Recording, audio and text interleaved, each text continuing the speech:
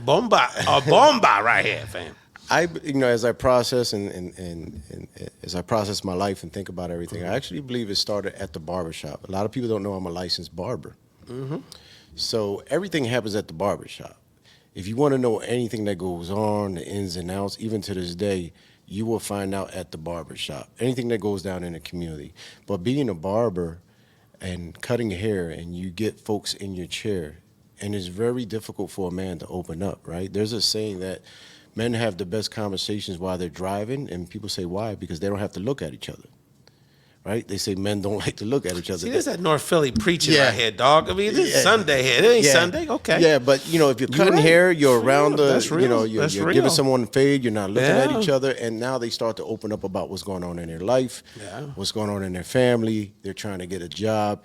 So what happens is you become this undocumented therapist, this type of activist where you're making a phone call for someone. Let me help you out with that. Let me make a phone call to someone. So this kind of, I believe, birthed there at the barbershop before I moved on working for PAN, Philadelphia Anti-Drug Anti-Violence Network. I've experienced that dynamic when I used to drive Uber part-time.